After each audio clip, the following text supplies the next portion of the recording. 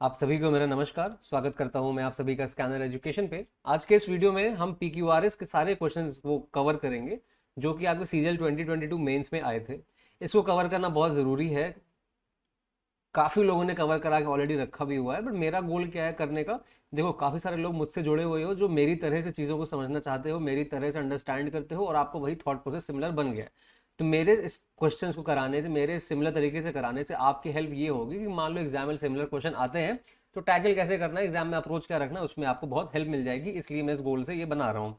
Total 24 question है। Video थोड़ा लंबा होगा, कोई दिक्कत नहीं है। आप इसको, जो क्वेश्चन आपको जरूरत है आप वाला पढ़ना, जो नहीं जरूरत है वाला आप आगे बढ़ जाना। वैसे भी आप 1.5 या 1.25x पे करके देख लेना, आपको फिर भी काफ़ी हेल्प मिल जाएगी, क्योंकि मुझे ऐसा लगता है एक्सप्लेन करते समय मैं धीरे बोलता हूँ। तो देखो, अपना फंडा क्या है कि जो स्टेप्स और अप्रोचेस है, मैं सारा पैराजिम्बल वाले जो अपना प्लेलिस्ट में जाना, जो पहला वीडियो है उसमें मैं सारे अप्रोचेस डिस्कस कर चुका हूँ। इसको यूज़ करके ही हम सारा सॉल्व करेंगे। कुछ क्वेश्चंस ऐसे भी हैं, थोड़े से इरेलीवेंट्स हैं, बट फिर भी हम उसका सेंस निकाल के उसका आंसर ढूंढने के लिए पूरी मेहनत करेंगे। तो चलते हैं और अपना पहला क्वेश्चन देखते हैं।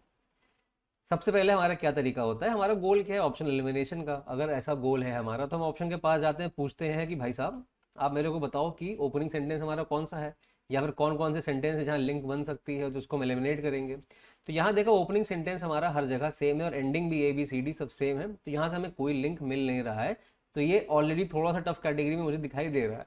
अब पढ़ना शुरू करते हैं ए को।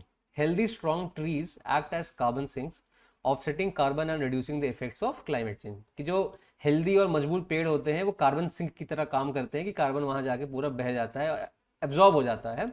और जो कार्बन और उसके जो कार्बन के इफेक्ट है, क्लाइमेट चेंज का जो इफेक्ट है, उसको रिड्यूस कर देता है, ऑफसेट कर देता है, हटा देता है।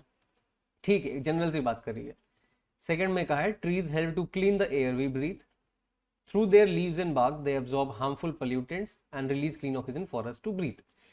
सिंपली देखो यहाँ पे क्या कह रहा है कि पेड़ जो होते हैं वो हमें साफ सुथरी हवा प्रोवाइड कराते हैं, ठीक है। और उनके जो लीव्स है, उनका बार्क जो है, यानी कि जो पेड़ के जो मेन बॉडी होती है, जो लॉग होता है, उसमें जो पतले पतले छिलके जैसे होते हैं उसको बार्क कहते हैं।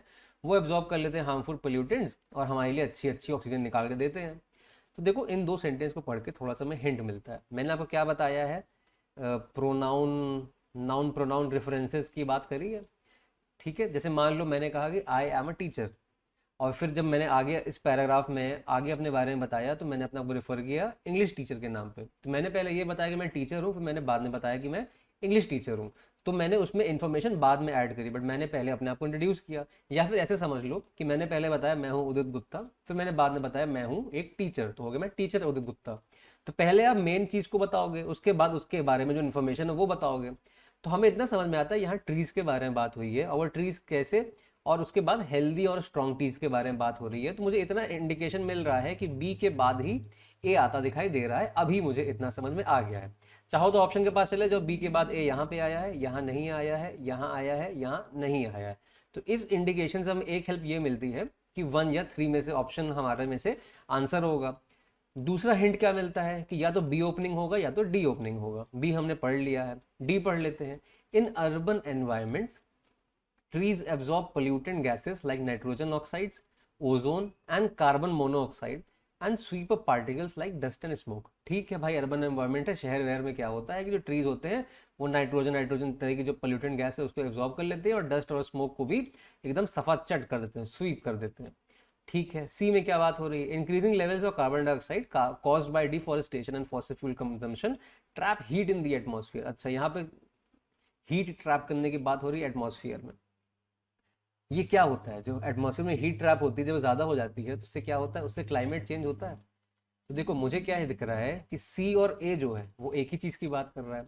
और जब ये बात की जाए कि हमें साफ सुथरी हवा मिलती है किसकी वजह से, ट्रीज की वजह से, और फिर वही कह रहा है कि अर्बन एनवायरनमेंट में, सिटीज़ में वो क्या करता है, पेड़ वो हार्मफुल चीज़ों को एब्जॉर्ब कर ले रहा है। तो मैं ये देखता हूँ कि बी और डी में एक जैसी बात हो रही है कि हमें साफ हवा चाहिए, ठीक है। और हमें किस तरह से साफ हवा मिलती है पेड़ों के थ्रू। और डी में बताया है कि सिटीज में किस तरह से हवा साफ करते हैं पेड़। तो बी और डी में मुझे एक लिंक स्टैब्लिश दिखाई देता है, और सी और ए में मुझे लिंक स्टैब्लिश दिखाई देता है।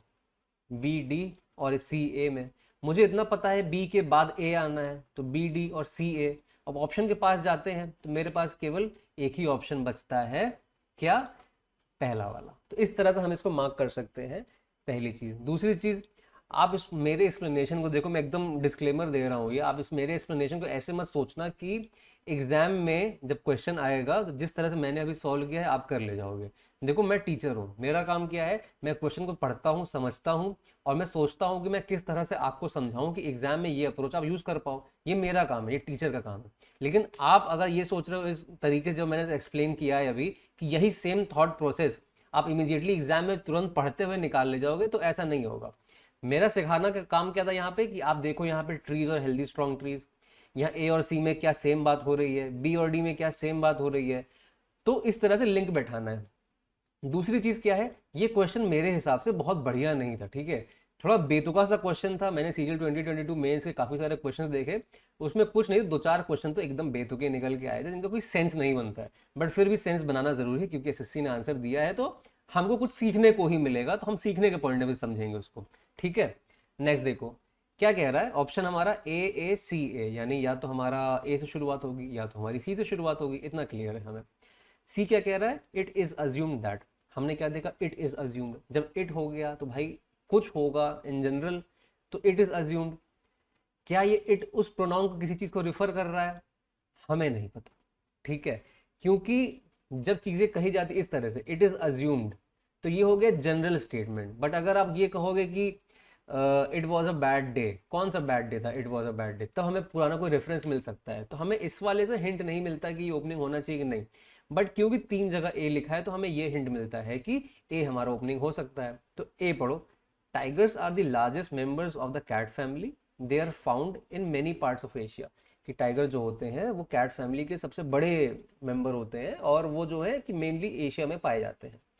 सी क्या कह रहा है, ऐसा अज्यूम किया जाता है कि प्रॉब्ली 3,000 टाइगर हैं जो वाइल्ड में रहते हैं, और ये जो स्पीशी है लिखती है स्पेक्टेकुलर दिखती है, ग्रैंड दिखती है, और बहुत ग्रेसफुल है अपने मूवमेंट में। तो हमें क्या समझ में आया कि ये जो भाई अब यहाँ पे लिखा है दिस स्पीशी और कई टाइगर रहते हैं और दे, तो ये सब क्या है, हमें हिंट है कि देखो यहाँ पे ए जो है वो हमारा ओपनिंग स्टेटमेंट है, टाइगर को इंट्रोड्यूस कर रहा है कि वो लार्जेस्ट फैमिली है। तो इसलिए सी को हम इमिजिएटली नहीं मान सकते कि वो ओपनिंग होगा, तो ये ऑप्शन तो पहले से ही काट दे रहे हैं।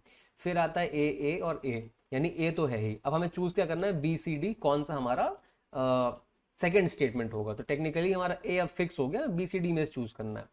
अब देखो बी क्या कह रहा है, they mostly live in dark forest and sleep during the day, they come out for hunting pigs and deer by the night. कि वो दिन में सोते हैं और रात में हंट करने आते हैं। डी कह रहा है, it is almost impossible for us to see them against a jungle background specially when they are standing still because of the striped coats, unlike most cats the tiger likes bathing very much. ठीक है, कह रहा है कि हमको हमारे लिए बहुत डिफिकल्ट होता है कि हम उसको देख पाए जंगल बैकग्राउंड में, क्योंकि अ, उनका जो स्ट्राइप कोट यानी कि जो स्किन है वो उसमें स्ट्राइप्स लगी हुई हैं, और उनको नहाना बहुत पसंद है बाकी बिल्लियों की अपेक्षा, जो विपरीत हो जाता है। तो हमें बेसिकली तीन सेंटेंस मिलते हैं। अब आप लिंक कैसे बैठाओगे यहाँ पे एग्जाम में, मान लो आपके पास आ गया तो आप क्या हिंट ढूंढोगे। तो हमारे पास एक कॉन्सेप्ट आता है टोन का, ठीक है, हमारे पास एक कॉन्सेप्ट आता है कॉन्टेक्स्ट का, हमारे पास एक कॉन्सेप्ट आता है लॉजिकल फ्लो का। मैंने कितनी बार कहा, जब कुछ ना समझ में आए तो लॉजिकल फ्लो ढूंढो चीज़ों में। तो लॉजिकल फ्लो क्या होता है, लॉजिकल फ्लो होता है मैं आपसे बात कर रहा हूँ, मैं आपसे कुछ बात बताने आया, मैंने बोला कि कुछ ऐसा हुआ है, फिर वैसा हुआ है, कुछ वैसा हुआ है, तो मैंने चार पांच सेंटेंसेस बोले। अगर मैं उन चार पांच सेंटेंसेस को अगर सही तरह से बोलूंगा तभी आप समझ पाओगे। तो यानी कुछ कन्वे करने के लिए हमें कुछ एक फ्लो मेंटेन करना जरूरी है। फ्लो टूट जाएगा तो सुनने वाले को अजीब लगेगा या पढ़ने वाले को अजीब लगेगा। तो हमें क्या ढूंढना है, लॉजिकल फ्लो ढूंढना है, थोड़ा सा कॉन्टेक्स्ट समझने की कोशिश करनी है। अब जब हमने आइडेंटिफाई कर लिया ए हमारा पहला है और ये टाइगर के बारे में बता रहा है और टाइगर कहाँ रहते हैं ये बता रहा है, तो अगर हम सी को देखें कि जब हमने ये बता दिया कि ये कहाँ पाए जाते हैं, और हमने फिर ये बता दिया कि दुनिया में यानी वाइल्ड में जंगलों में ये टोटल कितने पाए जाते हैं, कहाँ पाए जाते हैं और टोटल कितने पाए जाते हैं, तो ये एक फ्लो बना रहा है। ए के बाद जो सी है ये एक बोलने में महसूस करने में फ्लो बन रहा है। फिर हमने उसके बारे में और बताया कि ये बहुत स्पेक्टैकुलर और ग्रैंड दिखते हैं और इनका चाल ढाल बहुत बढ़िया है। ए और सी में ये सिंक बैठ रहा है। अब बी देखो, ये जो है डार्क में रहते हैं और दिन में सोते हैं, ठीक है, डार्क में नहीं डार्क फॉरेस्ट में रहते हैं, और ये भाई रात में निकल के आते हैं सुअर वुअर को और डियर को हंटिंग करने के लिए, पहली चीज। अब रात में निकल के आते हैं तो क्या देखा, it is impossible for us to see them against the jungle background. कहा कि रात में निकल के आते हैं तो हो सकता है ये वही कुछ कहना चाह रहा है, जब रात में निकल के आते हैं तब भी इनको देखना बहुत मुश्किल होता हो जंगल बैकग्राउंड में, खास तौर से क्यों, क्योंकि उनकी चमड़ी की वजह से जो कि स्ट्राइप्ड होती है। तो बी और डी में मुझे एक लिंक दिखाई देता है, तो ए सी हो गया, बी डी हो गया, तो हम इसको यहाँ पे एक सेफ ऑप्शन मार्क करके आगे बढ़ सकते हैं। ये क्वेश्चन भी मेरे हिसाब से ससी ने बहुत सोच समझ के नहीं रखा होगा, हड़बड़ी में या तो पेपर बना दिया जैसा बना दिया। जितने भी PQRS से क्वेश्चंस होते हैं जो मैंने आज तक लगाए हैं, जो मोटी मोटी किताबें मैंने पढ़ी हुई हैं, चाहे वो कैट वाली ही क्यों ना हो गई हो, ठीक है, अरुण शर्मा सर बहुत फेमस सर है, उनकी बहुत बढ़िया किताब है, उसमें भी आप जो क्वेश्चंस लगा लोगे ना, उसमें आपको लगेगा कि हाँ कुछ लिंक तो बैठा हुआ है, तभी उसमें आगे बढ़ते हो। तो इस तरह के क्वेश्चन थोड़े से अटपटे हैं, बट है तो है, हमें कुछ ना कुछ इसमें से सीख के निकलना है कि मान लो फिर से आ जाए तो आप कैसे सॉल्व करोगे। तो इस वाले में हमने कॉन्टेक्स्ट और लॉजिकल फ्लो से सॉल्व किया है अपने क्वेश्चन को, ठीक है। अब इस वाले के पास आते हैं, हमारे पास क्या है, ए है, डी है, बी है, बी है, तो अपना चांस क्या है पहला ओपनिंग होने का, 50% चांस हमारा क्या कहता है कि बी होगा। 50% क्यों, क्योंकि दो है ना चार में से, तो 1/2 50% होता है। चलो छोड़ो। India is a country where people are full of immense prolixity and exemplary story telling. India एक ऐसा देश है जहां पे लोगों के पास बहुत कुछ बताने को है और वो कहानियां बहुत बढ़िया तरीके से सुनाते हैं। प्रोलिक्सिटी वर्बोस होना, और एग्जेम्पलरी मतलब एग्जाम्पल देते हुए स्टोरी करना, ठीक है, अरे सॉरी एग्जाम्पल देते हुए नहीं, बहुत बढ़िया तरीके से स्टोरी बताना। तो इंडिया के बारे में बता रहा है, एक जनरल से स्टेटमेंट, एक ओपनिंग स्टेटमेंट हो सकता है, कॉन्टेक्स्ट बिल्ड कर सकता है, थीसिस का इंट्रो हो सकता है, बहुत सारी चीजें हो सकती हैं। अच्छा एक ओपनिंग स्टेटमेंट है। दूसरा ऑप्शन क्या है, ए, दे स्टैंड अनडिफीटेड। जैसे ही दे आया हमने क्या किया, भाई साहब अभी हमें आपकी जरूरत नहीं है, आप बाद में भी जरूर मिलिएगा हमको, तो हमने ये वाला ऑप्शन हटा दिया। डी ए सी बी, डी क्या कह रहे हैं, Mahabharata and Ramayana. Mahabharata and Ramayana are two great examples of colossal works that unquestionably enjoy the virtue of being peak sources for the cultural ethos of the country। Cultural Athos तक ठीक था, हमें कोई हिंट नहीं मिली, जैसे ही द कंट्री बताया, अब द कंट्री बोल रहा है, द हम कब यूज करते हैं, जब कुछ डेफिनेट है, तो यहाँ द कंट्री है तो कोई कंट्री फिक्स होगी, कौन सी कंट्री है, वो इंडिया है ना। तो हमें क्या लिंक मिला कि बी के बाद ही डी आएगा, हमें इतना लिंक मिला। कहाँ कहाँ है, अब है तो यहाँ दोनों में ही, तो हमें उतना इशू नहीं है। और डी जो है हमारा ओपनिंग नहीं हो सकता, तो हमने इसको हटा दिया। तो बी के बाद या तो डी आएगा, ठीक है, और बी के बाद या तो ए आएगा, तो ए पढ़ लेते हैं एक बार। They stand undefeated in the realms of Shakespeare and Homer. कौन अनडिफीटेड है शेक्सपियर और होमर के दायरे में, तो हमें दे के बारे में नहीं पता है, तो प्रोबेबली महाभारत और रामायण के बारे में बात हो रही है कि महाभारत और रामायण का कंपेयर करोगे शेक्सपियर और होमर के कामों से, तो महाभारत रामायण बहुत ऊपर है, शेक्सपियर इस पर कुछ नहीं है, हाँ तिनका है तिनका, ठीक है। तो इतना क्लियर हो गया कि डी के बाद क्या आ रहा है, डी के बाद ए आ रहा है, तो बी डी ए तो मिल ही गया हमको, सी लगा दो, भर दो, अपना खत्म करो, भर के सामान, काम खत्म। B D A C mark करा, आगे बढ़े। अगर कंफ्यूजन है तो आप लॉजिकल फ्लो के लिए आगे पढ़ सकते हो पूरा एक बार में, ठीक है। नेक्स्ट देखते हैं। अच्छा ये वाला क्वेश्चन जो है हमने रिसेंटली अभी सॉल्व किया है, ठीक है, मुझे एक्सप्लेन किया हुआ है, मैं फिर से लेकिन एक्सप्लेन कर देता हूँ, हो सकता है आपने वाला वीडियो ना देखा हो, कोई बात नहीं। तो ये कौन सा टाइप है अपना, इसका एक्चुअली ये जो टाइप है ना S1 S2 S3 S4, इसका पूरा एक सेपरेट वीडियो बना के रखा है। अगर आप पहली बार इस चैनल पे आ रहे हो तो वहाँ पे 7 क्वेश्चन है, उसमें से एक क्वेश्चन ये भी है, तो इसको अटेम्प्ट करने का जो प्रॉपर डिटेल तरीका है तो वहाँ पे इत्मीनान से आप देख सकते हो। अदरवाइज यहाँ तो मैं एक बार को एक क्वेश्चन डिस्कस कर ही रहा हूँ आपसे। यहाँ पे S1 S4 फिक्स है और हमें PQRS में से दो ढूंढना है जो हमें ऑप्शन में दिया हुआ है। ऑप्शन में देखते हैं RPSQ यानी PQRS और RPSQ यानी कि PQRS, यानी कि ऑप्शन में कोई हिंट नहीं है। इतनी हिंट है कि RQ साथ में आएगा, PR आएगा, SP आएगा और QS साथ में आएगा, इसके अलावा कोई हिंट नहीं है। ये वाला S2 है और ये वाला S3 है। पढ़ते हैं। The men and women took their places after the initial mingling and immediately a surge of conversation filled the room। आदमी और औरत जो थे वहां पे उन्होंने अपनी अपनी जगह ले ली, took their place मतलब अपनी जगह ले ली, चाहे खड़े हो गए चाहे बैठ गए। आफ्टर इनिशियल मिंगलिंग, शुरुआत की बोलचाल और हेलो हाई करने के बाद, immediately a surge of conversation fill the room, और जैसे ही वो अपनी अपनी जगह बैठ गए कॉन्वर्सेशन होने लग गई, लोगों में बातचीत होने लग गई और पूरा रूम उन बातों से भर गया। इस बीच की जगह ढूंढना है हमें। वन और two of the women were actually bouncing up and down on the sofa cushion. एक दो लेडीज ऐसी भी थी, महिलाएं ऐसी भी थी जिनको कुछ सोफा कुशन में बाउंस करना पड़ जा रहा था किसी वजह से, ठीक है, तो हमने जान लिया। हम पी को पढ़ते। So the two parties had to lean forward their elbows on the knees. अगर हम इसको S2 में बैठाने की कोशिश करें तो क्या होगा, इन्होंने इमीडिएटली कॉन्वर्सेशन करना शुरू कर दिया, कॉन्वर्सेशन भर गई, इसलिए दोनों पार्टी को लीन फॉरवर्ड करना पड़ा। ऐसा हो सकता है क्या? नहीं हो सकता है। जब सो लगा हुआ है तो किसी चीज का आउटकम है, कोई सी कॉज है, उसका इफेक्ट है। अगर कॉज और इफेक्ट है तो पी जो है किसी चीज का इफेक्ट की तरह ही आएगा। तो यानी S2 में तो नहीं आ सकता, हम S3 के लिए होल्ड करके इसको रख सकते हैं, S2 में नहीं आ सकता। क्यों का कह रहा है, at the beginning they mingled awkwardly clutching their drinks and walking here and there.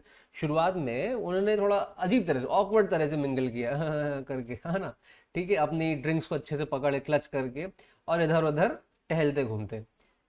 क्या ये S2 हो सकता है? अब वही वाली बात है, लॉजिकल फ्लो देख लो, ठीक है। और थोड़ा सा एक और बात क्या बताई थी मैंने, लॉजिकल फ्लो बताया था, कॉन्टेक्स्ट बताया था। यहाँ लॉजिकल फ्लो देखो, यहाँ कह रहा है जो आदमी औरत थे भाई, वो लोग क्या किए, दे टुक देयर प्लेसेस, वो जाके वहां स्थिर हो गए। जैसे आप स्कूल में सुबह असेंबली करने जाते थे तो घंटी बजती थी तो अब लाइन में खड़े हो जाते थे कि अब तो हमें सुबह वाली प्रार्थना करनी है, प्रेयर करनी है।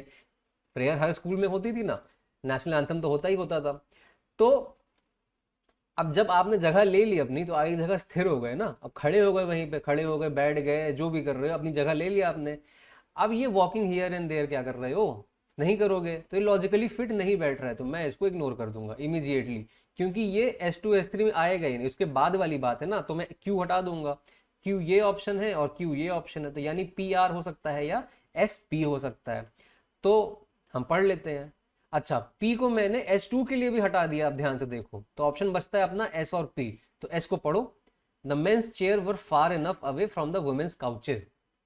ये लोग बैठ गए, अपनी जगह ले लिया, सडनली कॉन्वर्सेशन होने लग गई, और वहां पे जो आदमियों की चेयर थी वो बहुत दूर थी औरतों के काउच से, ठीक है।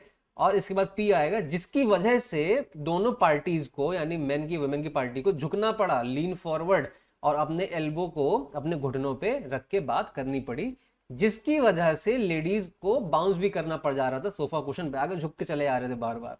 तो ये देखो लॉजिकल फ्लो बैठ जाता है अगर आप SP को आंसर मान के चलते हो, ठीक है।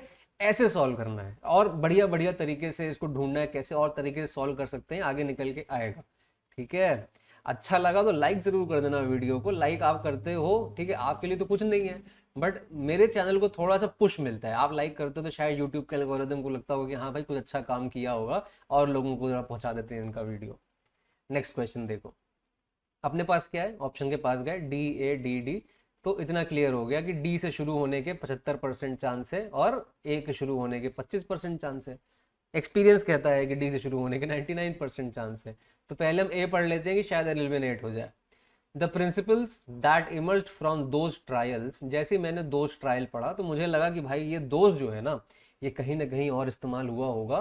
वो जो ट्रायल्स की बात हो रही है, ट्रायल मतलब होता है या तो एक्सपेरिमेंट होता है, या तो जैसे स्पोर्ट्स कोटे में जब आपका नौकरी लगती है ना, ट्रायल होता है, तो वो टेस्ट करते हैं आपको, ट्रायल हो गया, टेस्ट हो गया, एक्सपेरिमेंट हो गया, वैसा होता है। known as the Nuremberg Code are broadly applicable to many type of health related research solving human participant including clinical trial। ठीक है, हम देख लेंगे। एक तरीका है कि हम इत्मीनान से पढ़ें, हम एक तरीका और भी होता है कि जैसे ही कुछ चीज़ हमें मिली हम खट से स्कैन करें। हमने बताया ना स्किमिंग क्या होता है, स्कैनिंग क्या होता है। तो स्कैनिंग का फंडा ये है कि हम कोई पर्टिकुलर कीवर्ड पकड़ के पूरे पैराग्राफ पैसेज जो भी होता है उसको ढूंढना शुरू करते हैं। हम गए इसके पास, देखा कहीं और ट्रायल लिखा है, ऐसे खट खट खट खट गए, हमें देखा यहाँ C ऑप्शन में ट्रायल लिखा हुआ है। तो इतना क्लियर हो गया कि इसमें ट्रायल लिखा है, और डी में लिखा है क्या, डी में ट्रायल के बारे में ऐसा कुछ खास मेंशन नहीं है। तो हम सी को पढ़ लेते हैं एक बार। The recent formal efforts to articulate international standards of ethics applicable to health and health care can be traced to Nuremberg trials of 1947, during which the horrors of Nazi medical experiments came to light। कि recently काफी formal, काफी structured, organise तरीके से effort लगाए गए international standard में कि ethic apply करे जाए हेल्थ और हेल्थ केयर के लिए। और ये जो है ये ओरिजिनली कहाँ से शुरू हुआ है, न्यूरेमबर्ग ट्रायल से शुरू हुआ है। तो ये दो ट्रायल जो है न्यूरेमबर्ग ट्रायल है, इसको इंट्रोड्यूस सी में किया गया, उसके बारे में और बात ए में करी गई है, यानी सी पहले आएगा उसके बाद ए आएगा, ठीक है। इतना क्लियर है। ऑप्शन 1 में ए के बाद सी हटाओ, ऑप्शन बी में ए के बाद सी हटाओ, ऑप्शन 3 में क्या कह रहा है, सी के बाद ए, ऑप्शन 4 में ए के बाद सी। खत्म, फिनिश। कुछ है ही नहीं इस क्वेश्चन में, देखने में बड़ा और करने में छोटा, अगर आपकी निगाह अच्छी है तो, ठीक है। और भी कुछ हिंट निकाल सकते हो, ढूंढ सकते हो, बट इस केस में जरूरत नहीं है, क्योंकि हमें क्या डेवलप करना है कि हमें कैसे चीजों को अटैक करके एग्जाम में अच्छे से काम करना है। बट फिर भी एक सेकंड में मैं देख लूँ कुछ और बताने लायक हो तो उसमें बता ही दूँ यार, एग्जाम में तुम लोगों को काम आ जाए तो मुझे क्या दिक्कत है।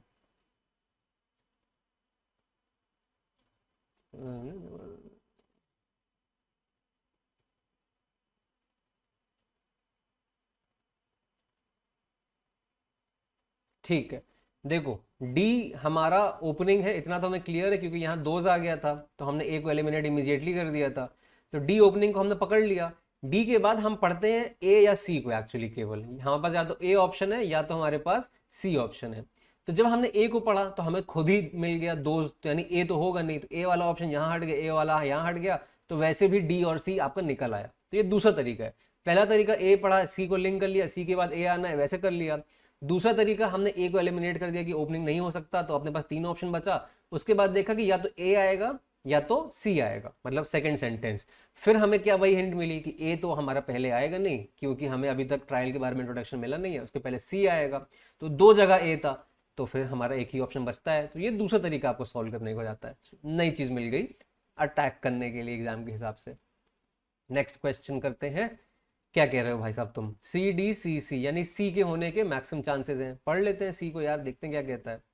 The most important day I remember in all my life is the one on which my teacher came to me, and I'm filled with wonder when I consider the immeasurable contrast between the two lives when it connects. And it was the March 3rd of March 1887, 3 months before I was 7 years old. अच्छा 1887 की पैदाइश वाला कोई इंसान लिख रहा है ये आर्टिकल, किसी स्टोरी या फिर किसी बायोग्राफी का कुछ महसूस हो रहा है पढ़ने में। ठीक है, ये कह रहा है कि जो एक मोस्ट इंपॉर्टेंट डे था जो मेरी ज़िंदगी मुझे याद है, वो दिन है जब मेरे मैडम या मेरी टीचर मुझसे मिलने आई, और मैं काफ़ी वंडर से भर गया, मुझे काफ़ी अचंभे से भर गया, और कुछ और चीज़ें लिखी हैं और तारीख बता दिया है, और बता दिया है कि मैं उस समय 7 साल का होने वाली थी या होने वाला था, जो भी है। ठीक है, एक हमें अच्छा ओपनिंग स्टेटमेंट ये कहने को हो सकता है क्योंकि कोई इसमें ऐसा हिंट नहीं मिल रहा है कि हम बोलें, इसमें कोई मतलब रेफरेंसेस नहीं अदरवाइज, और एक ओपनिंग स्टेटमेंट अच्छा बन सकता है।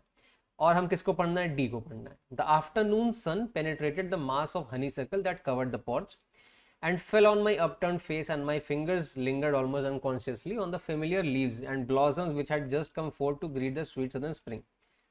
ये भी बड़ा इंडिपेंडेंट सा स्टेटमेंट है। तो हमारा अब काम बन जाता है कि हमें अब चीज़ों को इत्मीनान से पढ़ना पड़ेगा। तो हम पढ़ते हैं ए को।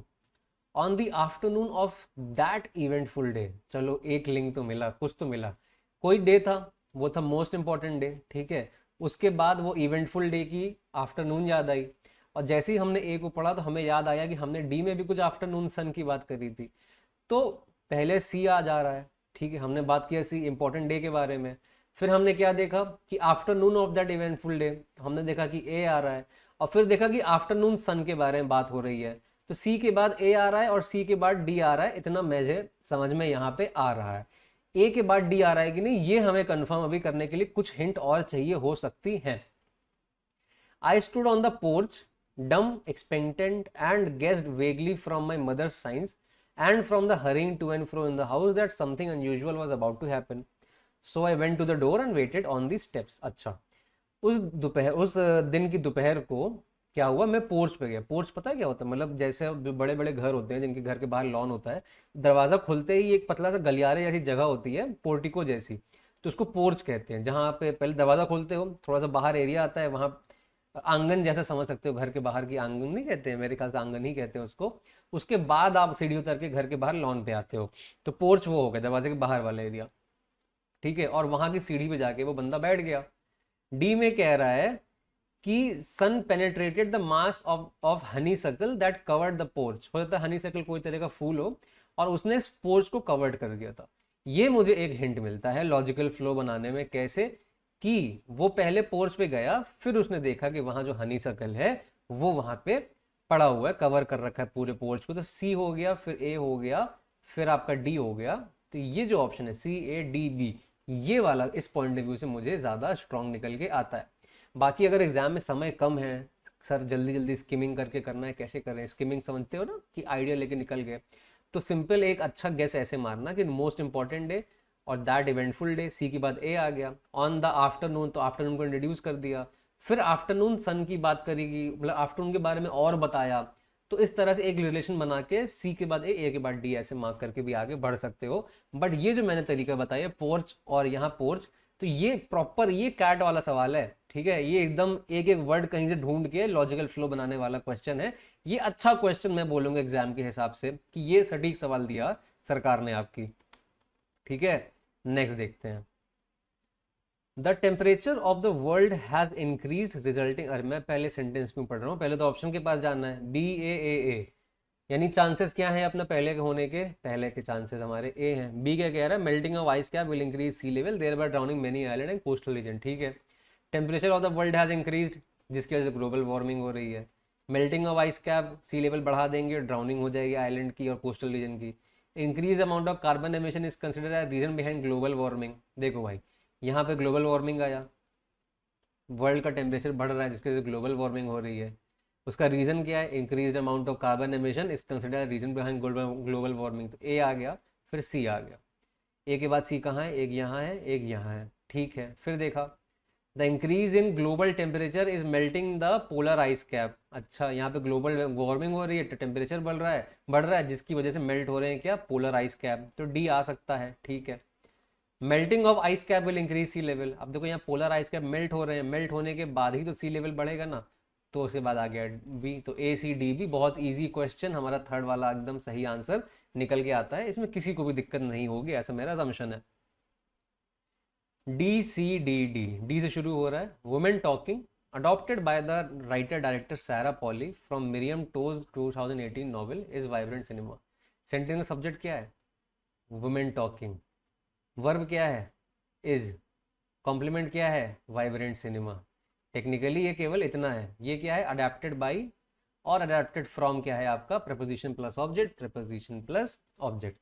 एनीवे तो हमारा क्या है, वुमेन टॉकिंग कोई पिक्चर है जिसको बनाया किसने है, सारा पॉली ने बनाया है, और ये एक वाइब्रेंट सिनेमा है, ठीक है, कोई दिक्कत नहीं है। तो यानी डी से हमारा सेंटेंस शुरू हो सकता है, मान लेते हैं। सी क्या कह रहा है, Polly lends the central conversation a visual gravitas normally reserved for the epics, कि जो पॉली है उसने कुछ काम किया है और उस पिक्चर को एक विजुअल ग्रेविटास दिया है, मतलब भौकाल दिया। ग्रेविटास में थोड़ा सा भौकाल समझ लो।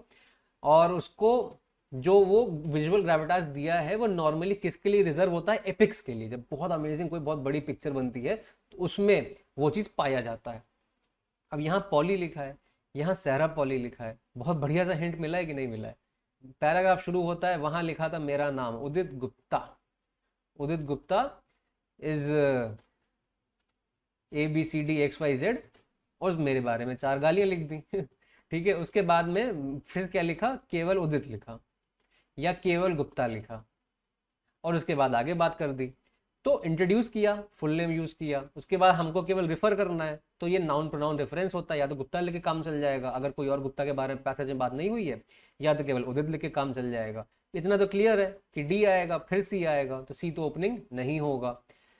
डन। उसके बाद डी आ गया, सी यहाँ पे आ रहा है, बट फिर भी हम थोड़ा सा और पढ़ लेते हैं ना, दिक्कत क्या जा रहा है। ए क्या कह रहा है, she shot the movie on the widest canvas possible using the same kind of equipment that captured star Wars landscape and applied a muted colour grading on everything. अच्छा, उसने जो मूवी शूट करी उसने वाइडेस्ट कैनवस यूज किया, मतलब बड़े से canvas के इस्तेमाल करते हुए यूज किया, और उसने वही इक्विपमेंट यूज किया जो स्टार वॉर में यूज हुआ था। और जो कलर ग्रेडिंग थी वो म्यूटेड थी, यानी दबे हुए रंग थे हर फ्रेम में, ठीक है। तो मुझे सी के बाद ए दिखाई दे रहा है, क्यों, क्योंकि बोला है कि उसने जो विजुअल ग्रेविटास यूज किया था वो एपिक्स के लिए रिजर्व होता है। वो बता दिया कि स्टार वॉर्स में यूज हुआ था, तो एपिक्स कौन सी हो गई, स्टार वॉर हो गई इसके हिसाब से, और उसमें वैसा इस्तेमाल हुआ, तो सी के बाद ए आ सकता है। She said last year that she wanted the ensemble film to look like a faded postcard. अब यहाँ कह रहा है म्यूटेड कलर ग्रेडिंग, ठीक है। कलर ग्रेडिंग जो है, कलर जो है म्यूटेड है, मतलब दबे दबे से, डिसैचुरेटेड। लाल की जगह एकदम गाढ़ा लाल है, गाढ़ा मतलब ब्लैक एंड व्हाइट वाला हल्का करके। तो हर फ्रेम में कलर ग्रेडिंग वैसे ही कर दी। फेडेड पोस्ट कार्ड क्या हो गया, वहां भी तो कलर दब गए ना सारे, उड़ गए रंग उसके, तो वो फेड हो गया, उसके भी म्यूटेड कलर हो गए। तो ये उसने बताया क्या हुआ, ये बताया उसने ऐसा क्यों चाहा। तो ए के बाद बी आएगा, सी के बाद ए आ रहा है, डी हमारा ओपनिंग हो रहा है, डी सी ए भी हमारा सेंटेंस बन जाता है।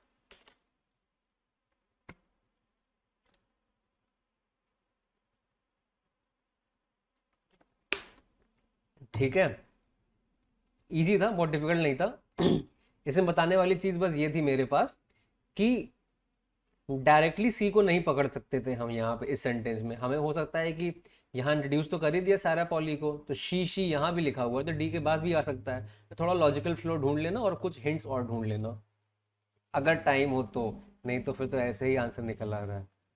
बी सी ए बी, यानी बी हमारा ज्यादा स्ट्रॉन्ग चांसेस है। बी क्या कह रहा है, condition of roads in India is pathetic, बहुत ही एकदम दयनीय हालत में है इंडिया की रोड की कंडीशन, बिल्कुल सही बात है। ठीक है, बट ये ओपनिंग स्टेटमेंट हो सकता है।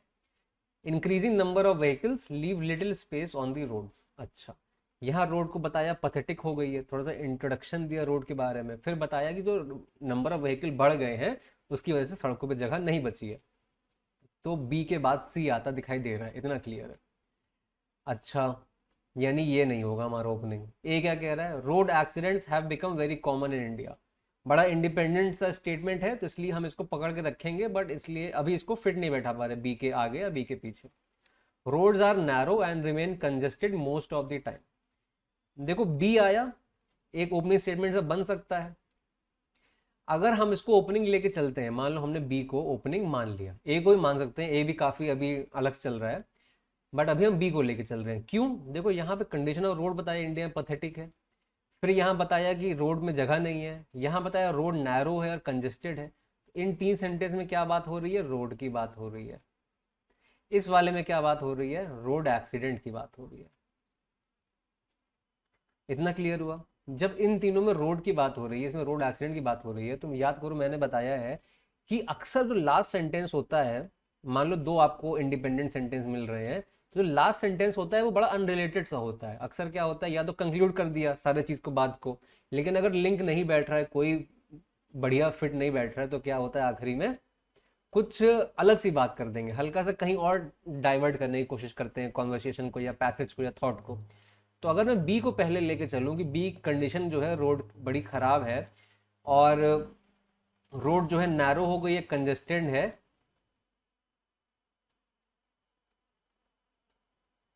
ठीक है, ये हो गया, रोड है नैरो कंजेस्टेड सी, और नहीं डी सॉरी, और सी कह रहा है, ठीक है डन।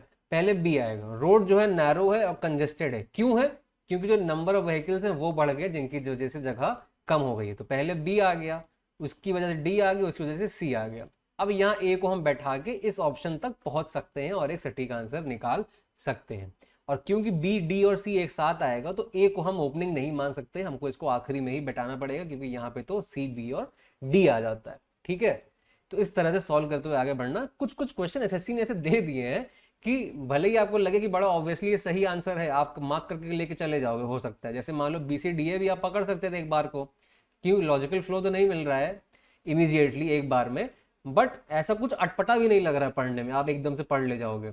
तो वही चीज आइडेंटिफाई करना हमें मेंस के लिए सीखना है, और ये हमारे लिए बहुत डिफिकल्ट तो नहीं कहूंगा, बट थोड़ा सा टाइम कंज्यूमिंग ज्यादा हो जाएगा एग्जाम के परस्पेक्टिव से। ठीक है, तो उसी क्वेश्चन पे इस तरह का टाइम स्पेंड करना जहां पे एक्चुअली डिफिकल्ट हो रहा है क्वेश्चन। इस वाले में हमें थोड़ा सा, सेंटेंस बड़ा ही छोटा था, भले ही छोटा था सेंटेंस, बट हमें कुछ एक्स्ट्रा इन्फॉर्मेशन डालनी पड़ी सॉल्व करने के लिए। नेक्स्ट क्या कह रहा है, B A D A, B आएगा, ठीक है, 50% चांस, सॉरी ए आएगा 50% चांस है, बी आएगा 25, डी है 25। ए पढ़ा, then a nurse and a doctor came, फिर एक नर्स आ गई, डॉक्टर आ गए। अब देन थोड़ा सा अटपटा है कि देन मतलब कुछ होगा उसके बाद होगा ना, देन थोड़ा अटपटा है तो इसको छोड़ देते हैं अभी। आफ्टर द टेरिबल एक्सीडेंट, देखो एक्सीडेंट हुआ उसके बाद ही नर्स डॉक्टर आएंगे ना, तो ए तो ओपनिंग नहीं होगा ये मान लो। बी क्या कह रहा है, after the terrible accident, B के बाद ऑप्शन क्या है, C, a car took Raman to the hospital. ठीक है, after the terrible accident a car took Raman to the hospital, B के बाद सी कर दिया। The two men carried him to a bed and put him in it carefully। Hospital में ले जाने के बाद दो आदमियों ने उसको बेड पे रखा और उसको उसमें केयरफुली रख दिया। ठीक है, डी आ गया। Then a nurse and a doctor came, B C D option है क्या, पहला ऑप्शन ही है अपने पास। इस तरीके में जहां सेंटेंस छोटे हो, मेरी बात मानना, बहुत ज्यादा लॉजिक की जगह खट से सारे ऑप्शन पढ़ लेना, देखना कौन सा एकदम सटीक फिट बैठ रहा है, उसको मार्क करके आगे बढ़ जाना। यहाँ रीडिंग स्टैमिना बहुत कम आएगा, जैसे ही खट खट पढ़ोगे सारे ऑप्शन एकदम से क्लियर हो जाएगा, क्योंकि टेक्निकली ये कोई पैरा जंबल नहीं है, मेरे ख्याल से ये सेंटेंस जंबल है, ये एक सेंटेंस में सारी बात कर सकते थे, तो ये वैसा वाला है। तो ऐसे केस में इसको इस तरह से सॉल्व कर लेना कि छोटे सेंटेंस है, ज्यादा वर्ड नहीं है, 1 2 3 4 वर्ड यहाँ है, 3 वर्ड यहाँ है, 4 वर्ड यहाँ है, 8 10 वर्ड यहाँ है, 20 वर्ड के अंदर चारों तुम्हारे सेंटेंस खत्म हो जाते हैं। खट खट पढ़ना, खट खट सॉल्व कर देना। ए बी और ए, यानी कि हमें इतना क्लियर है ए से शुरू होने का चांस है, और हम बी को एक बार पढ़ लेते हैं एलिमिनेट करने के लिए। अकॉर्डिंग टू हिम, मैंने देखा अकॉर्डिंग टू हिम लिखा है, तो मैं तो वैसे भी एलिमिनेट कर दूंगा, क्योंकि हमें इस सेंटेंस में जैसे मैंने स्कैन किया किसी आदमी का नाम दिखाई नहीं दे रहा है। हमने सी पढ़ लिया, रॉबर्ट्स बी सियाल्डिनी एक्सप्लेन्स, कुछ एक्सप्लेन करते हैं, तो हो सकता है जो हिम है ये रॉबर्ट सियाल्डिनी हो। आप चाहो तो नाम खट से स्कैन कर सकते हो, कोई और नाम लिखा है कि नहीं, नहीं लिखा है तो सी और बी तो साथ में आएंगे। ठीक है, ए क्या कह रहा है, when faced with uncertainty humans look out for the action of others and become a victim of ineffective rational thinking during compelling confusing situation। कह रहे कि जब भी इंसान के सामने अनसर्टेनिटी आती है कि समझ नहीं आ रहा भाई क्या करे, तो इंसान क्या करता है, अगल बगल देखता है, कहते कह रहे वो क्या कर रहा है उसको देख ले, वो क्या कर रहा है उसको देख ले, तो वो इनफेक्टिव रैशनल थिंकिंग में चला रहा है जिसका कोई तरीका नहीं होता है। ठीक है, Robert B. Cialdini explains that this reaction with a psychological phenomena। अच्छा, मैंने पहले बी क्यों नहीं पढ़ा, क्योंकि मैंने इतना आइडेंटिफाई कर लिया ना कि सी के बाद बी आ रहा है, तो बी पढ़कर क्यों टाइम वेस्ट करूं, मैं सी पढ़ूंगा सीधा, समझे। तो Robert B Cialdini explains this reaction with a psychological phenomena called pluralistic ignorance. तो कह रहा है कौन सा फिनोमिना, ये जो दिस रिएक्शन है उसका नाम कोई है, वो क्या है, वो फिनोमिना है एक जो है प्लूरलिस्टिक इग्नोरेंस। ये कौन सा रिएक्शन, यही तो रिएक्शन है ना कि जब human look out for the action of others, ये जो कंफ्यूजिंग सिचुएशन वाला है। तो ए के बाद सी आ सकता है, सी के बाद बी आ रहा है, इतना क्लियर है। Since we all prefer to appear poised and unflustered among others we are likely to search for answers placidly with brief camouflaged glances around us. कह रहा है कि जब हम काफी दिमाग खराब हो रहा होता है, बेसिकली ये कहना चाह रहा है, तो हम दूसरों के ऊपर देखते हैं कि देखते हैं उनका चेहरे से हमें क्या दिखता है कि वो क्या करने जा रहे हैं। तो ए सी बी डी ये एक आउटकम सा दिखा रहा है कि अल्टीमेटली ये है, तो ए सी बी डी मेरे ख्याल से ऑप्शन हमारे पास ए आ जाता है, तो इस तरह कर सकते हैं। सी और बी का देखें, सी के बाद बी इसमें आ रहा है, इसमें नहीं आ रहा है, इसमें नहीं आ रहा है, इसमें नहीं आ रहा है, मैंने तुम लोगों का टाइम वेस्ट कर दिया एग्जाम के पॉइंट ऑफ व्यू से। वैसे ही अपना वन वाला ऑप्शन क्लियर हो जा रहा था, बहुत बेसिक सा क्वेश्चन था, ज़्यादा दिमाग लगाने वाला था नहीं। ठीक है, next B B C B, B से शुरू होगा, क्लियर है, चेक कर लेते हैं। Until 1960 the university college of Fort Hare in the municipality of Alice about 20 miles due east from Heel Town was the only residential center of higher education for blacks in South Africa। 1960 तक जो university college of Fort Hare का वो क्या था, municipality of Alice में जो था, वो 20 मील तक इस शहर के अकेला रेजिडेंशियल कॉलेज था हायर एजुकेशन के लिए, किसके लिए, ब्लैक्स के लिए, साउथ अफ्रीका में। डन, ठीक है। सी क्या कह रहा है, for young black South African like myself it was Oxford and Cambridge Harvard and Yale all rolled into one. अभी जो इट है, ये इट क्या है, ये कॉलेज के बारे में ही कह रहा है ना, फोर्ट हेयर के बारे में कह रहा है, यानी बी के बाद ही सी को आना, इतना क्लियर है, तो सी से ओपनिंग नहीं होगा, तो बी को पकड़ लिया हमने। अब बी के बाद ऑप्शन क्या है, या तो ए या डी या सी, यानी ए सी डी तीनों ही आ गया, तो हमें लॉजिकल फ्लो तो बैठाना पड़ेगा, बैठाते हैं। ए क्या कह रहा है, Fort Hare was more than that, अब ये दैट का रेफरेंस ढूंढना है अभी। It was a beacon for African scholars from all over southern central and eastern Africa. मुझे हिंट इसकी मिल रही है, कहाँ मिल रही है, कि जो बी है, बी में क्या कह रहा है कि जो फोर्ट हेयर कॉलेज था वो अकेला रेजिडेंशियल सेंटर था हायर एजुकेशन का ब्लैक्स के लिए, but Fort Hare was more than that, वो सिर्फ अकेला सेंटर नहीं था, उससे ज्यादा भी था, वो एक बीकन था, गाइडिंग लाइट था अफ्रीकन स्कॉलर के लिए पूरे सदर्न सेंट्रल और ईस्टर्न अफ्रीका से। तो बी के बाद ए बन रहा है सिंक, हाँ बन रहा है सर, ये हो सकता है। आगे पढ़ लेते हैं। For young black South African like myself it was Oxford and Cambridge Harvard and Yale all rolled into one. पहले कहा कि सारे अफ्रीकन स्कॉलर्स के लिए ऐसा था, और ब्लैक साउथ अफ्रीकन के लिए जैसा कि मैं हूं मेरे लिए वो ऐसा था। तो ए के बाद सी बिल्कुल बढ़िया लॉजिकल फ्लो मेंटेन कर रहा है, थॉट प्रोसेस बना रहा है, पहले बड़ी बात करी, फिर उससे छोटी बात, फिर अपने पे ले आया बात को, तो पूरा बढ़िया एकदम लॉजिकल स्ट्रक्चर मेंटेन करते हुए। ठीक है, तो बी ए सी, तो ये प्रूव हो गया हमारा कि पहला वाला परफेक्टली करेक्ट है। सी ए तो होगा नहीं, ए सी यहाँ आ रहा है, बट डी जो है आप पढ़ोगे तो क्या आ रहा है, the regent was anxious for me to attend Fort Hare and I was gratified to be accepted there, I felt that I was being groomed for successful. ये एकदम क्लियर एंडिंग स्टेटमेंट है कि मेरा कोई इंतजार कर रहा है फोर्ट हेयर पे। फोर्ट हेयर को इंट्रोड्यूस किया, फिर बता दिया कि मेरा कोई इंतजार कर रहा है वहां पे।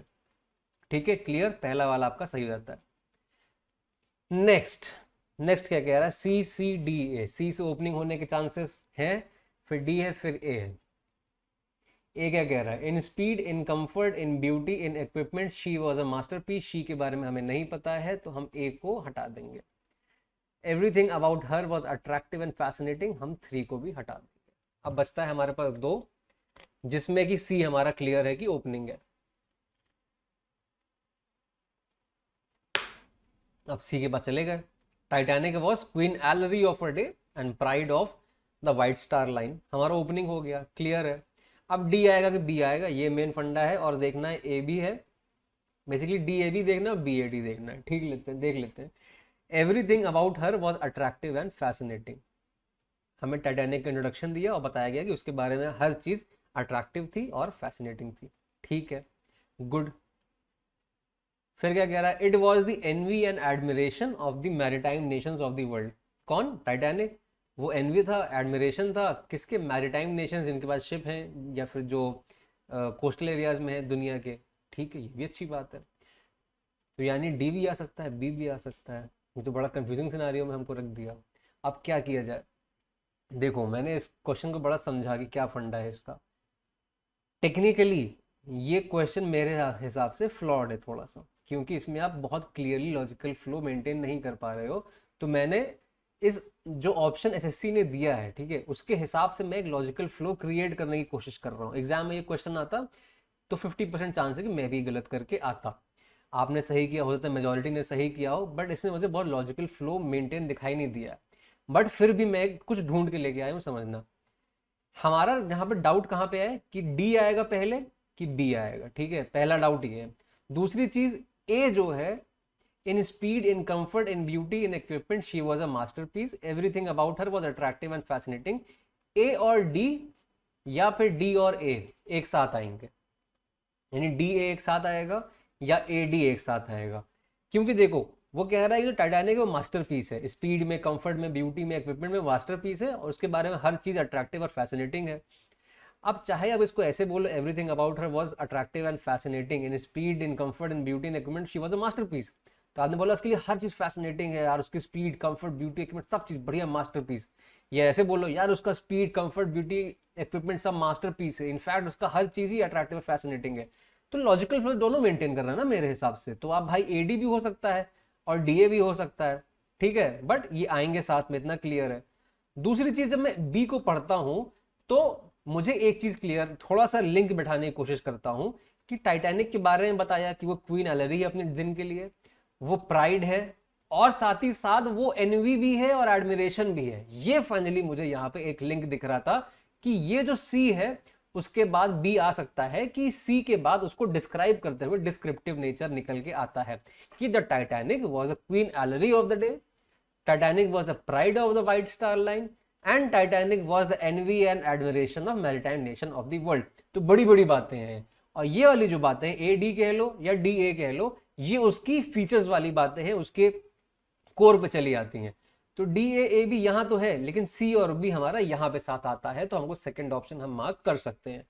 बड़ा ही अटपटा क्वेश्चन, बहुत दिमाग लगाना पड़ा इस छोटे से क्वेश्चन के लिए। देखने में लगता है तो बड़ा आसान है, इसके बाद तो बी आना ही है। लॉजिकली एक्सप्लेन करने में मुझे ये टाइम लग गया थोड़ा सा। ठीक है, आप समझो। नेक्स्ट है पी क्यू एस पी, यानी पी के होने के चांस है, पढ़ लेते हैं। Perhaps no definition of democracy is more popular and universally acceptable than what is given by Abraham Lincoln. बड़ा ही अच्छा सा ओपनिंग सा स्टेटमेंट कि जो डेमोक्रेसी की डेफिनेशन है सबसे बढ़िया अब्राहम लिंकन ने दिया है।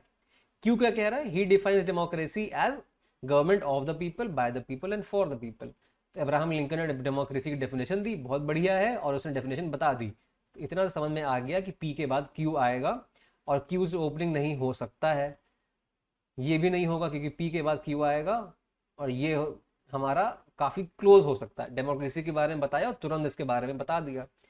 Certainly democracy is the most representative form of government to bind the people and take the nation ahead on the path of progress. Democracy is the most suitable government for India. देखो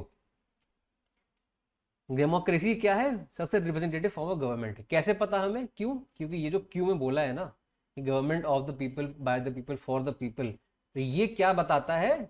ये confirm करता है इस बात को कि democracy जो है रिप्रेजेंटेटिव फॉर्म है, कि आपके लिए कोई आप रिप्रेजेंट कर रहा है कोई गवर्नमेंट में आपको, तो क्यू को एक्सप्लेन करता हुआ आर निकल के आता है। तो इसलिए हमें पी क्यू आर एस एक लॉजिकल फ्लो दिखाई देता है।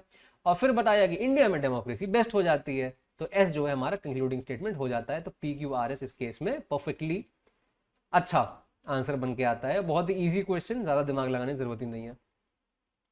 ये क्या कह रहा है? ये कह रहा है ए सी। सर या तो ए से सी शुरू होगा या सी से शुरू होगा। ए कह रहा है we reach there about 10 AM। There, मैं कहता हूँ वेयर। वेयर का जवाब तो है नहीं, सी के पास जाते हैं। Yesterday my friends and I went on a short picnic to amusement park. हम गए अम्यूजमेंट पार्क में, मेला देखने गए हम बेसिकली।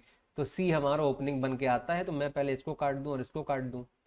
सी के बाद मुझे ए तुरंत दिखाई देता है। क्यों? क्योंकि यहाँ कह रहा है कि मैं पहुंचना है मुझे कहाँ, अम्यूजमेंट पार्क में।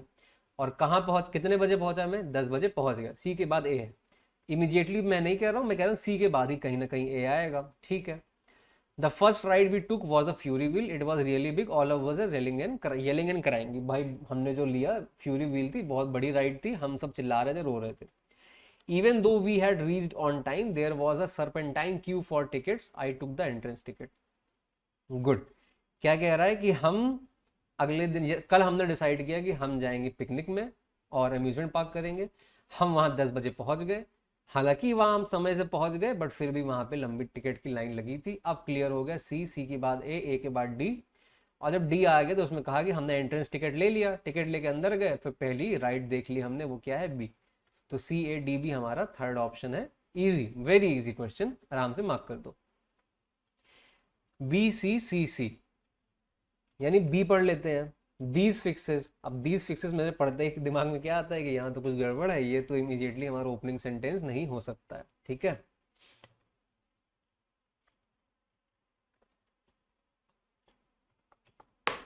Importantly, can make child care more affordable for parents and offer life rafts to centers hemorrhaging workers. ठीक है। और सी क्या कह रहा है? The most proposed government solution for child care involves building on top of this flawed system is offering more vouchers to purchase private child care. यानी कि जो मोस्ट प्रपोज, यानी सबसे ज्यादा प्रस्तावित जो सोल्यूशन है सरकार की तरफ से चाइल्ड केयर के लिए, वो इन्वॉल्व करता है ये। ठीक है, हमने पढ़ लिया। तो हमें ये हो गया कि हमारा ओपनिंग बी नहीं है, हमें पूरा पूरा हिंट मिला हुआ बी क्यों नहीं है। और सी फिक्स हो गया। अब सी फिक्स हो गया तो यार डी आएगा या ए आएगा या बी आएगा। हम पढ़ लेते ए को। ए क्या कह रहा है? Helping parents become savvier at picking care options and tossing retention bonuses to caregivers are others। अब ये बताना, others is equal to other plus noun। समझे इसका मतलब? others मतलब अदर कुछ। मैंने कहा तुम मान लो तुम दो, मैंने तुमसे कहा था तुम 10 किताब लेके मुझसे मिलने आओ, ठीक है, मैं देखूं तुम कौन सी किताब पढ़ते हो। तुम 5 किताब लेके आए। तो मैंने कहा बाकी कहाँ है? बाकी बोला, उसका क्या तरीका है? बाकी किताबें कहाँ हैं? तो वही है, मैंने कहा वेयर आर दी अदर्स, मतलब where are the other books. या फिर मैंने कहा कि तुम लोग 4 लोग आना मुझसे मिलने, तुम अकेले आए, मैंने पूछा वेयर आर दी अदर्स, मतलब where are the other students that were suppose to come. तो ये है, तो ये अदर्स जो है अदर प्लस नाउन है, यानी कोई नाउन डिफरेंस होगा। पहली चीज। दूसरी चीज, यहाँ क्या किया था? सरकार ने प्रस्तावित किया है गवर्नमेंट का सोल्यूशन। अब वो सोल्यूशन क्या है? जो दिया हुआ एक सोल्यूशन। फिर क्या कहा कि पेरेंट को और बुद्धिमान बनाना है केयर पिक करने में, और टॉस करना कि बोनस को टॉस कर दे, जो भी कर दे, वो अदर सोल्यूशन है। तो यानी सी के बाद ए हमें दिखाता आई दे रहा है। सर पहला प्रपोज्ड ये बता दिया, दूसरा और तीसरा वो बता दिया। उसके बाद देख लो सी के बाद ए कहाँ आ रहा है? एक ही में आ रहा है यहाँ डायरेक्टली, बट फिर भी पढ़ लेते हैं। बी क्या कह रहा है? These fixes importantly can make child care more affordable. Fixes मतलब क्या होता है? सोल्यूशंस। सोल्यूशन, किसी चीज को फिक्स करना मतलब उसको सॉल्व कर देना। और जब नाउन की तरह यूज करते हो कोई फिक्स है तो वो सोल्यूशन बन के आता है। तो यहाँ भी तो सोल्यूशन की बात हो रही थी ना। तो दीज फिक्सेस, अब कौन कितने सोल्यूशन हो गए? 3 सोल्यूशन हो गए अपने पास। These solutions make child care more affordable. तो सी के बाद ए के बाद बी मुझे दिख गया आते हुए clearly. But they do little to address the structural needs. यानी ये जो सोल्यूशंस है, अब दे क्या हो गया? ये हमारे सोल्यूशन हैं यहाँ पे। They do little to address the structural needs, यानी कि उस ढांचे में कमी है। Improved quality for kids, better wages, working condition for workers, more choices in the low income neighbourhood. यानी जो चाइल्ड केयर के लिए जो सोल्यूशन चाइल्ड केयर के लिए लेके आए जाए थे, जो कि एक बताया गया सी में, दो बताया गया ए में, और बताया गया उससे क्या होता है वो बता दिया। फिर डी में बताया गया कि ये तीनों मिलकर भी हमारा एक स्ट्रक्चरल चीज नहीं सॉल्व कर पा रहे, तो सी ए बी डी हमारा सटीक आंसर निकल के आता है। मैंने जो आंसर की जहां से उठाया है सारे सवाल, वहां पता नहीं क्यों लिखा था कि इसका आंसर सबको मिल गया है, मतलब सॉरी इसके मार्क्स सबको मिल गए, चैलेंज किया गया था। मेरे हिसाब से सी ए बी डी इसका आंसर है। आप कमेंट करके बताओ कि क्या मतलब क्या मिस कर रहा हूं मैं जिसकी वजह से सबको मार्क्स मिला है इसमें। ठीक है, नेक्स्ट क्वेश्चन। अच्छा, बड़ा इजी क्वेश्चन, पहला मतलब S1 S6 टाइप का है, बस यहाँ पे सेंटेंस एक ही है, ये तो ये पैरा जंबल नहीं है, ये सेंटेंस जंबल है। तो इस केस में पता है सबसे बढ़िया तरीका क्या होता है, अगर रीडिंग अच्छी है तो ऑप्शन के पास जाओ, BCDE लिखा है पढ़ दो। I love so that every morning for a walk to go, कोई सेंस नहीं बन रहा, कुछ नहीं बन रहा, हटा दो, हटा दिया। DEBC, I love for a walk, अरे भाई आई लव है, आई हो गया सब्जेक्ट, लव हो गया वर्ब, आई लव वॉट या हुम, तो ऑब्जेक्ट तो आएगा ना, तो ऑब्जेक्ट आएगा यार, तो I love for a walk, for तो प्रपोजिशन हो गया, तो ये वाला ऑप्शन हटा दो। आई लव एवरी मॉर्निंग, मुझे हर सुबह पसंद है, ठीक है पढ़ लेते हैं आगे। I love every morning so that for a walk to go, अब फिर सेंस नहीं बन रहा, एकदम अटपटा हो गया फिर से, तो इसको भी हटा दो, अब यही बच रहा है, पढ़ लेते हैं। I love to go, infinitive, I love to go noun का काम कर रहा है, टू गो किधर, फॉर अ वॉक, ठीक है, प्रपोजिशन प्लस ऑब्जेक्ट, कब, एवरी मॉर्निंग, एडवर्ब का काम कर गया, मॉर्निंग आपका मॉर्निंग जो है, ठीक है। फिर so that I can keep my self fit and healthy, तो हमारा फोर्थ वाला ऑप्शन हो जाता है, ज़्यादा दिमाग नहीं लगाना। अच्छा, फिर से लंबा सवाल आ गया। पता है कॉम्प्रिहेंशन पढ़ाने का सबसे डिफिकल्ट काम क्या होता है, इसमें सबसे ज़्यादा पढ़ना पड़ता है और सबसे ज़्यादा बोलना पड़ता है, हर चीज़ एकदम घुस के पढ़नी पड़ती है। ग्रामर पढ़ाने में क्या है, आराम से पढ़ा के निकल जाओ यार, कोई दिक्कत नहीं होती। कॉम्प्रिहेंशन में एकदम गले की बैंड बज जाती है। BADC, BADC क्या कह रहा है, BADC ये कह रहा है कि सर इसमें कोई हिंट नहीं मिल रही है, ओपनिंग कौन सा है कौन सा नहीं है, तो हमको सबके पास जाना पड़ेगा। No country has yet achieved the combination of very high human development with a light ecological footprint and the impacts of climate change and biodiversity loss are growing. अच्छा, कोई भी कंट्री ने अभी तक अचीव नहीं किया है ह्यूमन डेवलपमेंट बिना बिना एनवायरमेंट पे अपना इम्पैक्ट छोड़े, है ना कुछ इम्पैक्ट हो जाता है, ठीक है। ए पढ़ लिया। बी क्या कह रहा है, compounded by a climate emergency, political polarization and challenge multilateralism, continued conflicts and forced displacement, the number of people living in poverty rose in 2020 for the first time since 1998 by an estimated 119 to 124 million, and inequalities are growing and the traditional social contract is no longer working for many। देखो तो समझना है ध्यान से, यहाँ लिखा है compounded bye climate emergency. हाँ, अब समझना यहाँ, यह कंपाउंडेड कौन सा पार्ट ऑफ स्पीच है पता है, ये आपको नॉन फाइनाइट वर्ब है, ये नॉन फाइनाइट वर्ब है, एडजेक्टिव का काम कर रहा है यहाँ पे।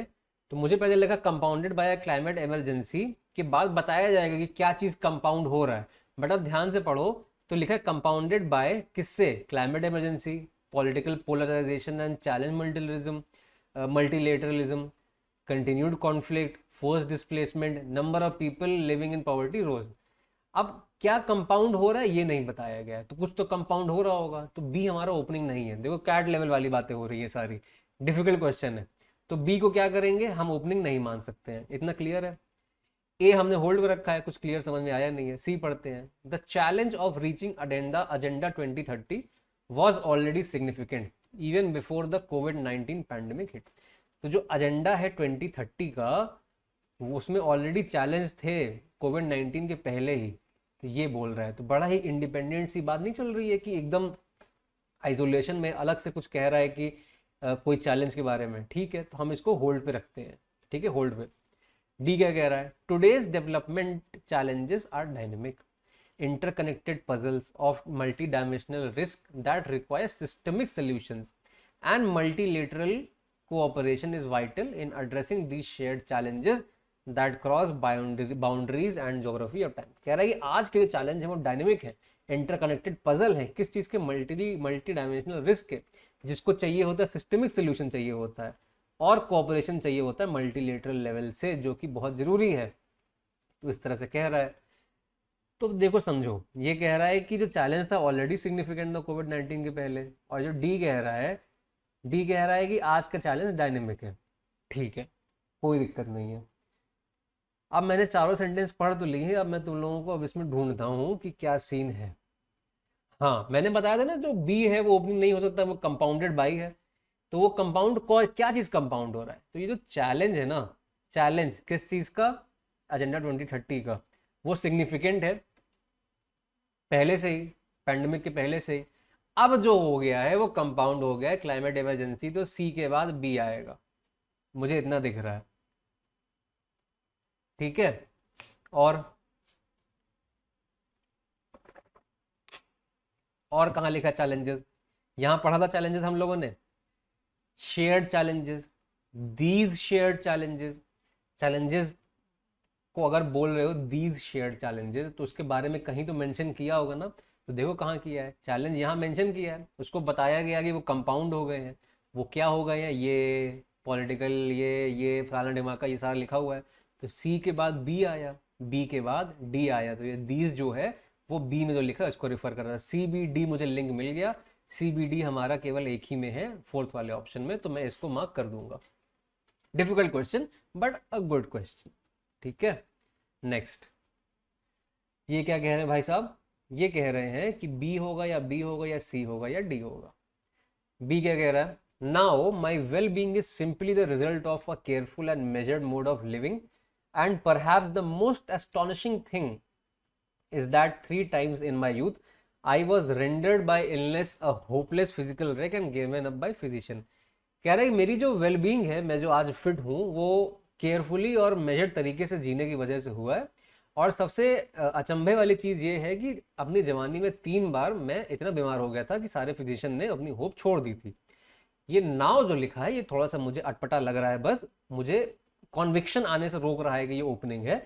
लेकिन हम फिर भी चलेंगे पकड़ के कि हाँ ये एक सेंटेंस है। ओपनिंग में अभी गारंटी नहीं दे रहा हूँ क्योंकि नाव लिखा हुआ है। सी क्या कह रहा है, मोर देन दिस। अब हमने देखा है more than this, more than this क्या, दिस तो पता ही नहीं है, तो हमको अभी हटाना पड़ेगा तुमको तो यार। फिर डी क्या कह रहा है, but as I recall these incidents to my mind I feel convinced. अब कौन से इंसिडेंट आप रिकॉल कर रहे हो मुझे नहीं पता, तो मुझे ये हटाना पड़ेगा। तो भले ही यहाँ पे ये हिंट था नाउ कि आप ओपनिंग नहीं हो सकते हो, बट एग्जामिनर ने शायद नहीं देखा और उसने ऐसा सेंटेंस डाल दिया कंफ्यूज करने के लिए आपको। बट उतने अच्छा काम ये किया, ऑप्शन ऐसे दे दिए कि आप एलिमिनेट करके कंफर्म कर ले जाओ कि बी आपका ओपनिंग है। अब बी के बाद या सी आएगा या ए आएगा। ए क्या कह रहा है, I was almost drowned a dozen times, was nearly boiled alive and just missed being cremated. मैं 12 बार लगभग डूबने की नौबत आ चुकी थी, मुझे जिंदा उबाल दिया गया था, और लगभग मेरा क्रिमेशन भी कर दिया गया था। अच्छा ये कह रहा है, ये जो दीज इंसिडेंट्स था, ये नहीं लग रहा है दीज इंसिडेंट्स इसी के बारे में बात हो रही है। समझ में आ रहा है, डी के बाद ए लग रहा है ना। चलो ठीक है, देखते हैं और क्या कह रहा है। सॉरी, डी के बाद ए क्यों कह रहा हूँ मैं, ए के बाद डी, ए के बाद डी है। ए के बाद डी कहाँ कहाँ है, इसमें भी है इसमें भी है। अच्छा ये तो गड़बड़ हो गया, तो हमें अब बी और सी में लिंक ढूंढना पड़ेगा। ये कह रहा है कि मेरी वेलबींग जो है वो ऐसी ऐसी वजह से है, इस वजह से है, और मैं यूथ में 3 बार हो चुका। मोर देन दिस, अब ये दिस अगर आप बी में ढूंढो मोर देन दिस, तो ये दिस जो है ना 3 टाइम्स है, कि 3 बार तो मैं अपनी जवानी में, लोगों ने, फिजिशियन ने, डॉक्टर ने भाई होप छोड़ दी थी कि मैं तो बचूंगा ही नहीं। बट इससे ज्यादा, through ignorance and light-heartedness I got into all sorts of difficulties, dangers and scrapes from which I extricated myself as by enchantment। कह रहा है 3 बार तो मैं मरने के कगार पे आ गया, तो फिजिशियन ने हाल छोड़ दिया। बट इससे ज़्यादा भी कई बार ऐसा हुआ है कि मैं ऐसी डिफिकल्टीज में आया हूँ कि मुझे कभी कभी अचंभा होता है कि मैं कैसे बच गया। तो बी के बाद सी का लिंक हमें मिल गया और एक और डी का लिंक मिल ही गया, तो अब बी सी ए डी हमारा आंसर हो जाएगा। ठीक है, चलो आगे। ये क्या कह रहा है, Q S R P, P Q R S, मैंने कोई भी हमारा ओपनिंग हो सकता है। P, price of cooking gas, pulses and vegetables have registered a sharp rise. तो कुकिंग गैस, पल्सेज, वेजिटेबल का दाम बढ़ गया है। In recent years the price of essential commodities have gone up. Recent सालों में कमोडिटी का दाम बढ़ गया। कमोडिटी। एडिटोरियल स्कैनर में कई बार ये टर्म आया तो मैंने बताया कमोडिटी जो होता है वो होता है रॉ मटेरियल। रॉ मटेरियल क्या होता है? जिससे हम कुछ मैन्युफैक्चर कर पाए। देखो थोड़ी बहुत नॉलेज होने से कितना आसानी होती है, ये क्वेश्चन सॉल्व हो जाएगा अभी। रॉ मटेरियल क्या होता है? जिससे कोई सामान मैन्युफैक्चर करते हैं। Silver, gold, crude oil, oil in general, ठीक है, ग्रेन, वेजिटेबल। अब समझ जाओ, जिस चीज से कोई और चीज बना सको आप, वो आपका कमोडिटी होता है, तो नेचर में वैसे ही मिल जाता है। ठीक है, तो अब ये बताओ, यहाँ कमोडिटी मेंशन है, यहाँ कुकिंग गैस हो गई, पल्सेस हो गए, वेजिटेबल हो गए, तो ये सब कमोडिटी कैटेगरी में आ रहे हैं ना। तो क्यू के बाद ही पी आएगा ना। कुछ दिख रहा है? क्यू के बाद पी आता दिखाई दे रहा है? हाँ दिख रहा है सर। अब बाकी पढ़ लेते हैं। The low income groups and the salaried classes are the worst sufferers. अरे भाई किस चीज के वर्स्ट सफरर? देखते हैं अभी। Living has become quite a costly affair these days. जिंदा रहना ही आजकल बड़ा महंगा हो गया। बिल्कुल सही बात है, एग्जामिनर ने क्वेश्चन उठा के एकदम दिल को छू दिया है। देखो जिंदा रहना बड़ा महंगा हो गया है, और जो लो इनकम ग्रुप है और जो सैलरीड क्लास है उनको सबसे ज्यादा भुगतना पड़ता है। एस के बाद आर आता दिखाई दे दिया है, क्यू के बाद पी आता दिखाई दे दिया है। एस के बाद आर, क्यू के बाद पी, बट लिंक नहीं है, हटाओ। एस के बाद आर, क्यू के बाद पी, ठीक है। अच्छा, एस जो है थोड़ा ओपनिंग स्टेटमेंट अभी महसूस हो रहा है। लिविंग, जिंदा रहना महंगा हो गया है आजकल, और इसके जो वर्स्ट सफरर है वो कौन है? सैलरीड क्लास है। ठीक है, उसके बाद कह दिया कि रिसेंट में हमारा कमोडिटी का प्राइस बढ़ गया था, और उसके बाद बता दिया कि कौन कौन सी कमोडिटी है जिनका शार्प प्राइस हुआ है प्राइस में। तो सेकंड ऑप्शन हमारा करेक्ट हो जाता है। नेक्स्ट क्या कह रहा है? B D B B B D. D क्या कह रहा है? At 29 feet long and 550 pound these snakes are huge. These कौन से स्नेक्स? मुझे नहीं पता, मैं डी हटा दूंगा। बचता है बी। बी के पास जाओ। Agile on water but awkward on land, the green anaconda is one of the largest snakes in the world. Anaconda के बारे में बात हो रही है। कह रहा है कि वो जो है एजाइल है जमीन पे और ऑकवर्ड है पानी में। एजाइल है वाटर में, ऑकवर्ड है लैंड में। जो एनाकोंडा है वो लार्जेस्ट स्नेक है। और इसी लार्जनेस की बात कौन कर रहा है? 29 फीट लॉन्ग और 550 पाउंड। तो बी के बाद डी आता दिखाई दे रहा है। बी के बाद डी आता दिखाई दे रहा है इस ऑप्शन में। सी के पास जाते हैं। Most people assume that anacondas are very poisonous but they are actually non venomous. लोगों को लगता है कि एनाकोंडा होता है पॉइजनस होता है, बट भाई नहीं, उसके में जहर होता ही नहीं है। ये क्या कह रहा है? Instead they are constrictors meaning they squeeze their prey to death before swallowing it whole. Instead लगा है, इंस्टेड किसके लिए लगा है? एक काउंटर आर्गुमेंट देने के लिए लगा है कि लोगों को लगता है कि पॉइजनस होते हैं, वो नहीं है। बल्कि वो क्या है? वो कॉन्स्ट्रिक्टर होते हैं, यानी कि वो अपने खाने को पहले दबा के मार देते हैं और उसको पूरा कच्चा चबा के ले जाते हैं। तो बी और डी, फिर सी और ए आपका दो लिंक बन रहा है। तो बी डी और सी ए साथ में कहाँ पे आ रहा है? यहाँ नहीं, यहाँ नहीं, यही वहां पे आ रहा है। तो बी डी सी ए केवल एक ऑप्शन बन के आता है, इसको मार्क कर दो। छोटा सेंटेंस, आसान सेंटेंस। ठीक है, ये देखो, ये क्वेश्चन क्या कह रहा है? The sustainable development goals SDGs were adopted by the United Nations member state in 2015। Poverty and करने के लिए, इनक्वालिटी रिड्यूस करने के लिए, और बिल्ड करने के लिए पीसफुल प्रॉस्परस सोसाइटी 2030 तक। तो बड़ा ही अच्छा ओपनिंग सेंटेंस। ए, यानी ये क्वेश्चन आपका पी क्यू आर एस नहीं है, ये क्यू आर एस है। पी तो हमने पहले ही बता दिया, ए तो फिक्स कर दिया इन्होंने। अब हमें देखना है कि सेकंड क्या आएगा, सी आएगा, बी आएगा, या डी आएगा। बी सी डी, यानी तीनों में से कुछ भी हो सकता है। The S D Gs can not be achieve without the realization of child rights. ठीक है, यहाँ चाइल्ड राइट के बारे में बात करी है। एस डी जी का इंट्रोडक्शन हमको ए में दे दिया है। Also known as the global goals, S D Gs are a call to action to create a world where no one is left behind. समझो, एसडीजी का इंट्रोडक्शन किया, हमें बताया क्या होता है, फिर हमें बताया कि ये जो एसडीजी है इसको हम ग्लोबल गोल भी कहते हैं, और इनका जो कॉल टू एक्शन है वो ऐसे दुनिया क्रिएट करना है जहां पे कोई भी बचा ना रह जाए, सबको कुछ ना कुछ मिले और वो आगे बढ़े। तो ए क्या कर रहा है? ए सी की तरफ हमको लेके जा रहा है, और सी जो है वो बता रहा है ए के बारे में और इंफॉर्मेशन। तो हमें एक ये हिंट मिलती है कि ये हो सकता है। एक बार बी आ रहा है कि बी कह रहा है कि चाइल्ड राइट के बिना नहीं हो सकता। डी पढ़ लेते हैं क्या कह रहा है। World leader work to deliver on 2030 promise children around the world globe, children around the globe are standing up to secure their right to good health, quality education, a clean planet and more. अच्छा, देखो, कह रहा है SDG के बारे में बताया, उसके बारे में और बताया, ठीक है, फिर बताया कि पर एसडीजी जो है चाइल्ड राइट के बिना अधूरा रह जाएगा, और फिर बताया कि पूरी दुनिया में जो वर्ल्ड लीडर हैं वो 2030 का जो प्रॉमिस है ना वो उसको चिल्ड्रन के अराउंड उसको पूरा काम कर रहे हैं, तो ये उसको और एक्सप्लेन कर रहा है। तो ए आया, फिर सी आया, फिर बी आया, फिर डी आया, तो बहुत आसानी से ये क्वेश्चन सॉल्व हो गया, बहुत ही आसान क्वेश्चन था मेरे हिसाब से। ठीक है, नेक्स्ट ये वो आ गया S1 X6 वाला, ABCD को अरेंज करना है। तो क्या है, इन डॉक्टर बाबा साहब अंबेडकर, और फिर लिखा है will be cherished forever by posterity. BACD, ABCD, CABD, यानी ABCD में से कुछ भी हो सकता है। इन डॉक्टर बाबा साहब Ambedkar, but also an elder statesman and national leader.